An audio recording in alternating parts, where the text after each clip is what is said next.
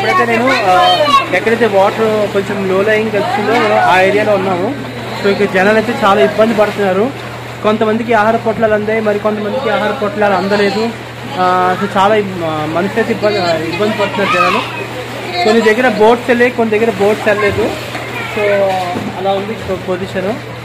And విజయవాడలో ఇలా జరగడం ఫస్ట్ టైం, 20 years తర్వాత ఇలా జరగడం ఫస్ట్ టైం అనమాట. మళ్ళీ ఎవరు ఊహించలేదు, ఎక్స్పెక్ట్ చేయలేదు. కొంతమంది అయితే గవర్నమెంట్ తప్పు అంటున్నారు, కొంతమంది ఏమో గవర్నమెంట్ తప్పు కాదంటున్నారు. కానీ ఒక పర్సన్ అయితే ఎవరు అన్నారంటే జనసేన పవన్ కళ్యాణ్ గారు మన డిప్యూటీ సీఎం అయ్యుండి కనీసం రెస్పాండ్ కూడా అవ్వలేదని చాలా కొంతమంది జనసేన కార్యకర్తలు కూడా కొంతమంది అన్నారు. పవన్ కళ్యాణ్ గారు ఆయన గురించి ఇలా మాట్లాడారు. నిజంగా చాలా బాధాకరమైన విషయం. ఎందుకంటే ఫ్లడ్స్ ఇలా జరుగుతున్నప్పుడు కనీసం రెస్పాన్స్ అనేది ఉండాలి. కనీసం అంటే పదవి వచ్చినప్పుడు ఒకలాగా, పదవి లేనప్పుడు ఒకలాగా అనేది కరెక్ట్ కాదు. సో ఓకే, జనాలు ప్రతిదీ చూస్తారు. ఇంకా మళ్ళీ ఇవన్నీ ఎఫెక్ట్ మనం ఏం చేసామనే దాని మీద ప్రతి నెక్స్ట్ ఎలక్షన్ మీద ఫుల్ ఎఫెక్ట్ ఉంటుంది. సో మీరు అక్కడ చూస్తారు కదా, చాలా మటుకు ఎంతమంది అందరూ వాటర్ తోడుకుంటూ అందరూ వస్తున్నారు. సో వీళ్ళ బాధను చూస్తే నాకు బాధగా ఉంది. ఎందుకంటే వీళ్ళని కనీసం పట్టించుకునే ఇది కూడా ఎవరికి లేదనమాట. ఓకే, చూస్తారు ఇక్కడ అందరూ ఒక్కొక్కరు ఎలా వస్తారు.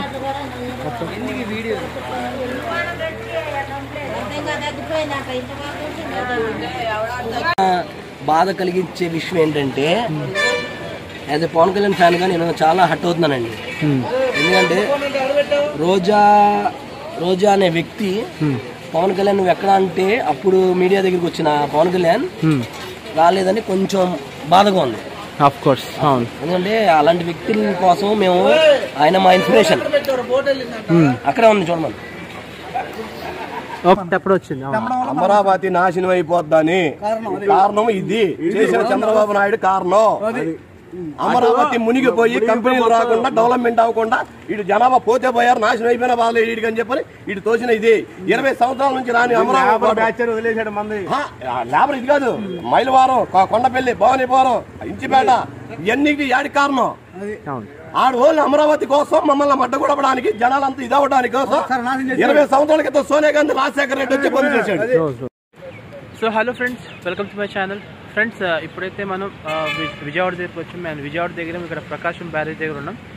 సో నేను ఇప్పుడు ప్రకాశం బ్యారేజ్ దగ్గర ఉన్నాను.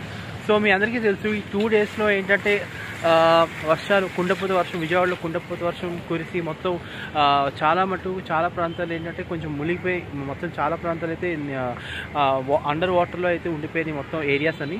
సో ఒకసారి మీకు ప్రకాశం బ్యారేజ్ కానీ ఆ బ్రిడ్జ్ కానీ మీకు ఒకసారి చూపిస్తాను. అలాగే ఏరియాస్ ఏవైతే ఉన్నాయో ఆ ఏరియాస్ కూడా మీకు అన్నీ చూపిస్తాను. ఓకేనా? సో ఫ్రెండ్స్, చూస్తున్నారు కదా ఇక్కడంతా మొత్తం బోట్స్ అన్నీ ఉన్నాయి ఇక్కడ.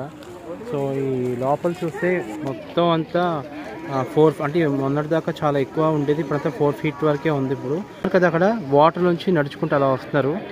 సో ఆహార పొట్లాలన్నీ ఏంటంటే ఈ షిప్ ద్వారా ఈ బోట్ల ద్వారా ఏంటంటే మొత్తం తీసుకెళ్తున్నారు అనమాట. సో ఇక్కడ జనాలందరినీ తరలించడం జరుగుతుందన్నమాట. ముసలి వాళ్ళు ఎవరైతే ఉంటారో ఆడవాళ్ళు అందరినీ. సో టోటల్ ఎన్డీఆర్ఎఫ్ సిబ్బంది మొత్తం, టోటల్ జీవీఎంసీ గవర్నమెంట్ సంబంధించిన ఫోర్స్ ఎవరైతే అందరూ ఇక్కడికి వచ్చారు మొత్తం అంతా.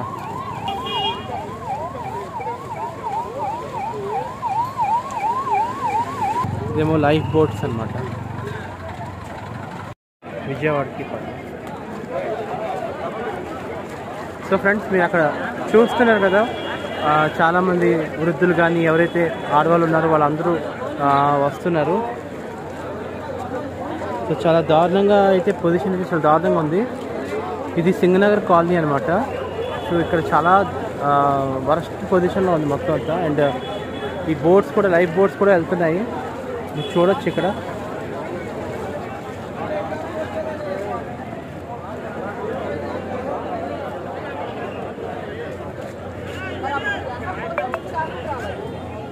సో ఫ్రెండ్స్, మీరు ఇక్కడ చూస్తున్నారు కదా అందరూ ఎలా ఇబ్బంది పడుతున్నారు జనాలు. సో మనం ఇప్పుడు అక్కడికి వెళ్ళబోతున్నాము.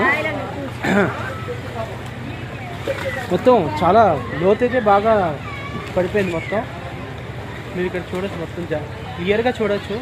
నీళ్ళైతే తోడుకుంటున్నారు. అండ్ ఇక్కడ జనాలు అందరూ ఇక్కడ మిల్క్ ప్యాకెట్స్ ఇవన్నీ తీసుకుంటున్నారు.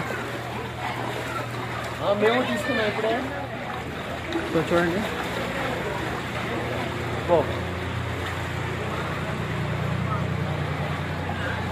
అమ్మా మీకు ఫుడ్ ఆహార పొట్లాలు అన్నీ అండి అవునా వేరే ఓకే చూస్తారు ఇక్కడ అందరూ ఒక్కొక్కరు ఎలా వస్తారు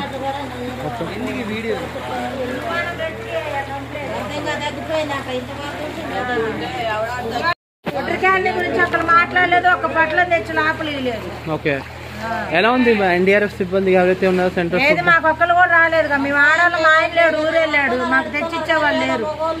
ఓకే తెచ్చిచ్చేవాళ్ళు లేక ఇక్కడికి వచ్చి తీసుకున్నామని పిల్లల్ని తీసుకొని వెళ్తే పిల్లల్ని తీసుకొని వెళ్ళగానే ఇవ్వట్లేదు. మా ప్రభుత్వం ఏ సాయం ఎలాంటి సాయం ఏది మా క్యాన్లీలోకి ఒక్కరు రాలేదు, కనీసం ఒక పడవ రాలేదు, కనీసం ఏదన్నా వచ్చి సాయం కూడా చేయట్లేదు.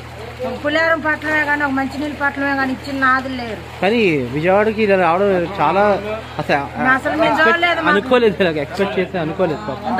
చాలా బాధగా ఉందమ్మా. 1972 వచ్చిందంట ఇది.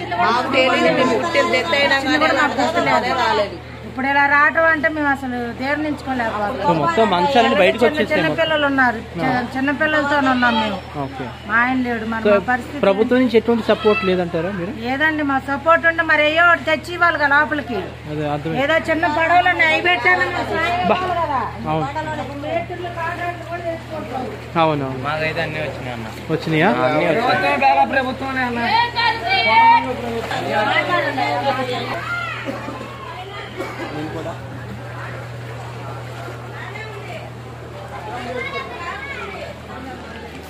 విషయాలు కూడా మీరు చూస్తున్నారు.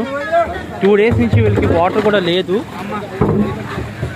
సో ఇలాంటి సిచ్యువేషన్ ఎవరు ఎక్స్పెక్ట్ చేయలేదు.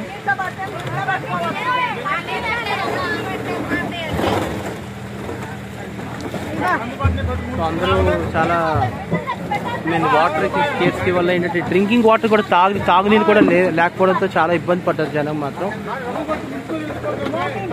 సో కష్టాలు అనేది మీరు లైవ్గా మీరు చూస్తున్నారు.